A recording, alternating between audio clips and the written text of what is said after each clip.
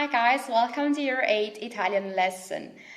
This is going to be a quite interesting lesson because we are going to find out about how to conjugate verbs in Italian, because unfortunately it is not as easy as in English.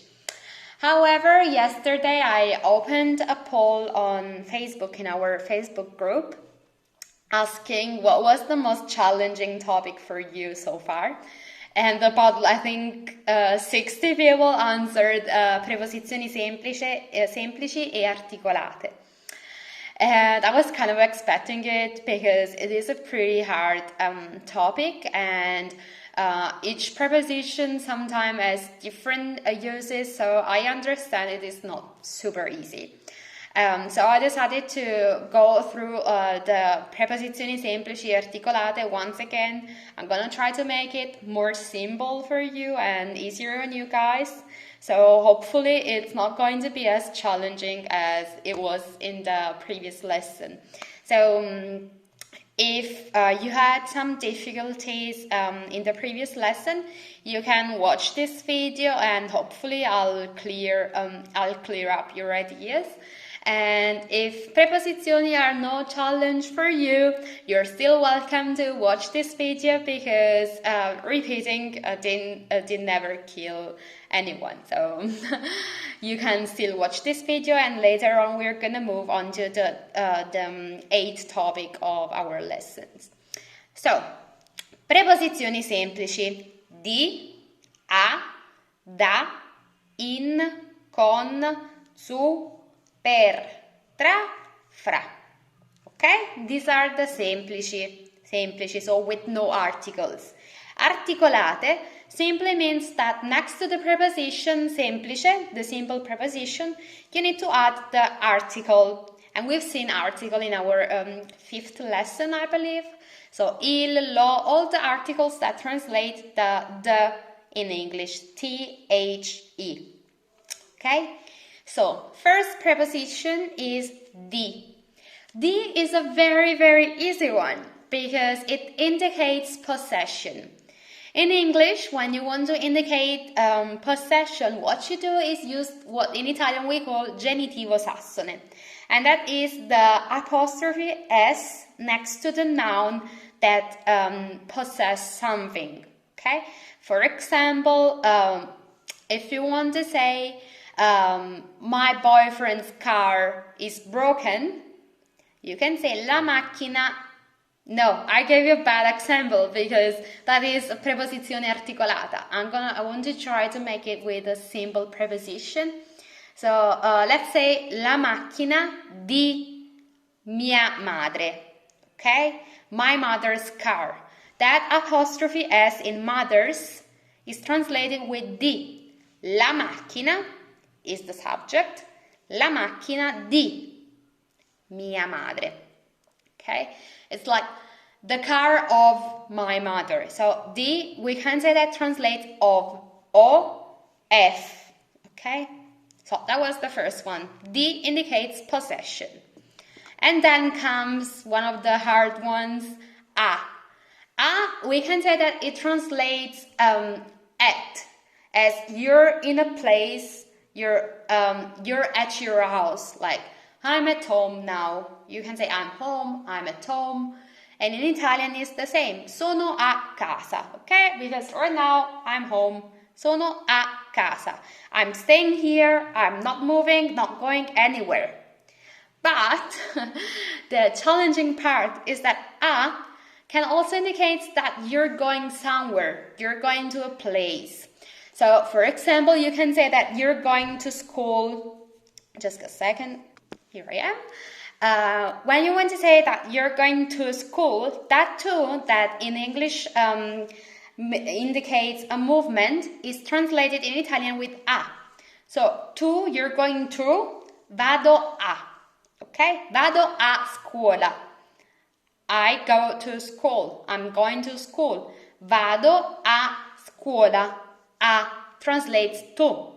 So, a can mean that you're in a place, you're stuck there, you're not going anywhere. But it also means that you're actually going somewhere. I don't know why we did this thing where it means two opposite things, but what can I say? I did not create Italian. So a can indicate that you're in a place, not moving, but it also translates at, in, at, but also translates that to. So as in movement, going to. All right? So, and where else?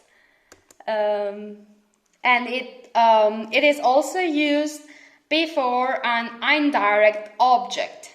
So, for example, let me think about an example. Like, I have to give this present to my father. That too, again, is translated as at. Devo dare, I have to give, this present, questo regalo, a mio padre, to my father. Okay? So it indicates that it translates all the answers to the question to whom. Okay? So these are the three uses of a. First, you're in a place. Second, you're moving, you're going to a place. And third, everything that answers the question to whom.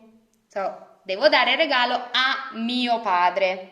To my father. I have to give this present, the present to my father. Third preposition, we've seen di, a, that is da. Da is a super easy one because it translates from. For example, vengo, it is hard to make it with a simple preposition. Vengo da Capri. Okay, it means that you're coming from Capri, the island. Like you've just arrived because previously you were somewhere else. Or also when you sign a letter, like from, to, from Lucia, da Lucia. Okay, also when you're writing on your present, you can write da Lucia so that the person who opens the present know who got that present for them. So from is very easy. It is also used in the question, where are you from? Da dove vieni? Okay? And then we've seen di, a, da, in. In is very similar to a when it means that you're in a place. Okay? So in, it translates the same as in English. In, it is the same. And it translates, and it is used when you're in an exact geographical location. For example, not geographical, like you're in a place. I can say sono a casa. I can also say sono in casa, like mi trovo in casa. Right now, I'm home. Okay? Or I gave you the example in the previous lesson, ti aspetto in macchina. I wait for you in the car. Okay? In macchina. It is harder for me to create examples with simple prepositions because unfortunately it is more common to use the preposizioni articolate. It is easier to give examples with those.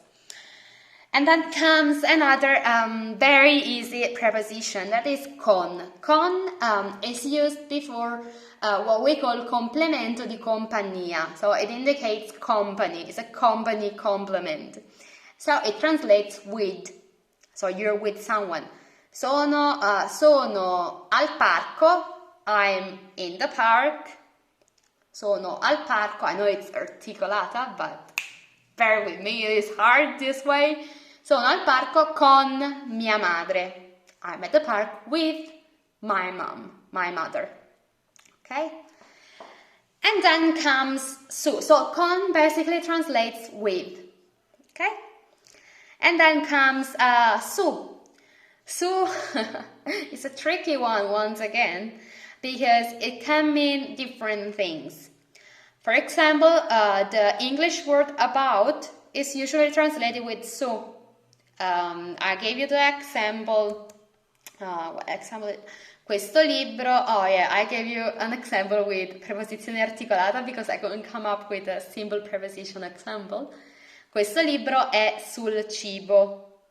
This book is about food.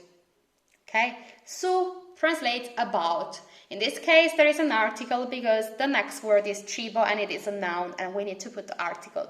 But I believe you understand the concept, okay? It means about. It can also indicate, once again, a static location. But it kind of means that you're on top of that thing. For example, if I say, sono sulla...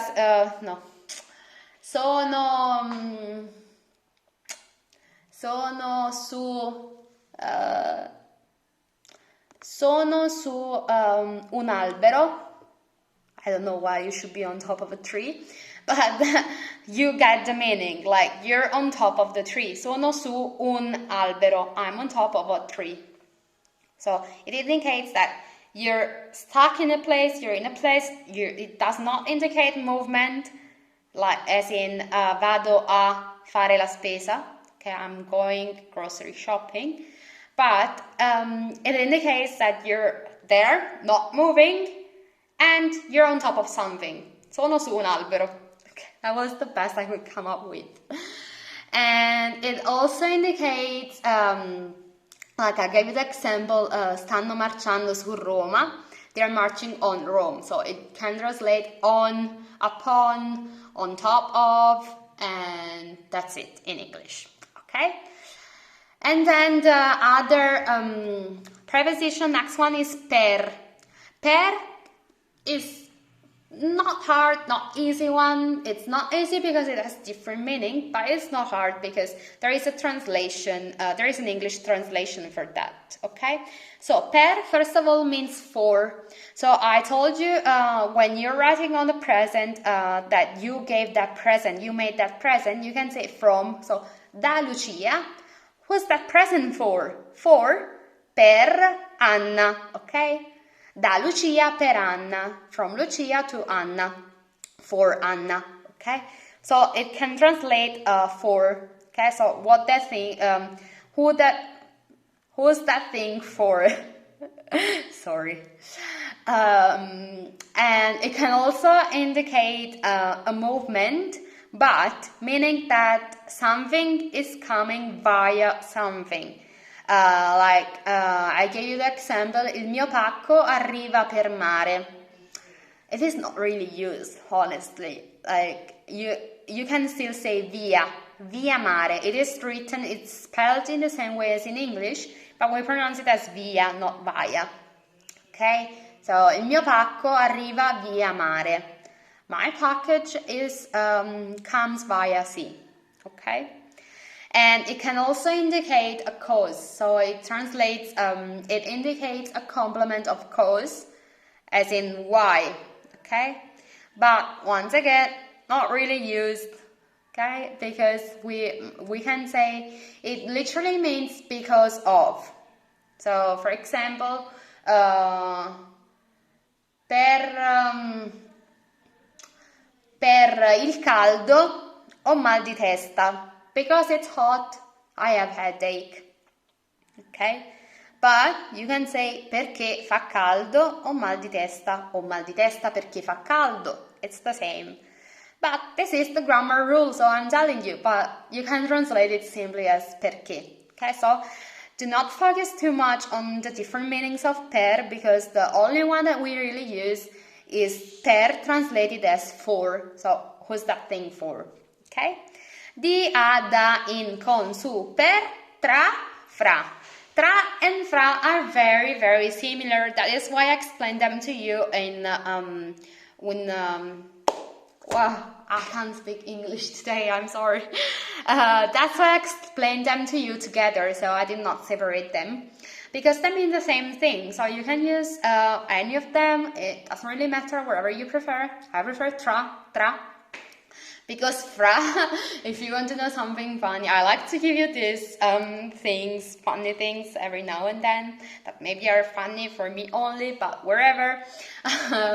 Fra is as if you would say in English slang bro, like, because fra is fra as in fratello, bro as in brother, so fra has that meaning, so it feels weird. It's like a slang thing. So I prefer tra. That is the only reason, honestly. And they can mean both between, so in between something, between someone, and amongst. They translate this thing. So for two English words, we only got one. Amongst, between, we can say tra or fra. It's the same. They have the same meaning. For example, tra mio fratello e mia sorella, between my brother and my sister, I prefer, I'm not gonna say that because my sister is listening. And so is my brother. So you got what I mean though. And you can say also fra mia sorella e mio fratello, wherever. And as I told you, it also means amongst.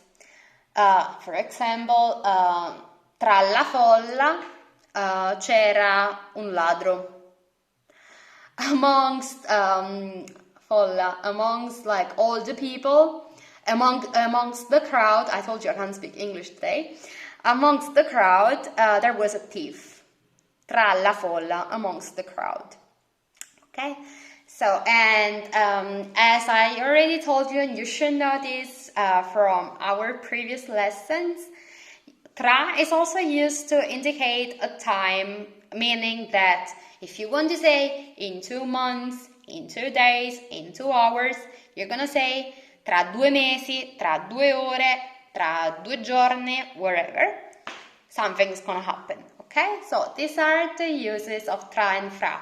They translate between, amongst, and they can indicate that something is going to happen in a certain amount of time. Alright? So I hope this cleared it up for you. If it is not clear, I'm going to repeat them once again. Maybe a day where when I can actually speak English, it's going to be better for you. And let me know if there is something I can do to help you understand these things better. Let me know if this cleared it up for you.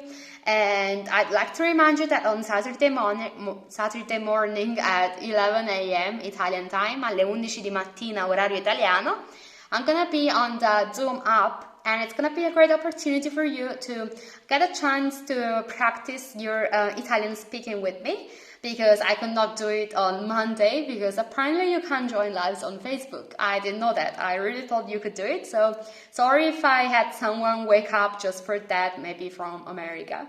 But I'm sorry, I really didn't know. I'm really bad at this. So anyway, I'll leave you now with your lessons about presente indicativo dei verbi, so present simple of Italian verbs, and also everything that concerns food and drinks, so both verbs and vocabularies and expressions that you might want to use when you talk about these things. Alright guys, sorry once again, I don't know what's going on in my head today. I really mixed up a lot of words and things. So thank you so much. We'll see you on Saturday, hopefully. Let me know if you will join me. I know I have to share the link to join the meeting or something like that. I will ask one of my students for some help to do that. And I'll see you there on Saturday. Ciao!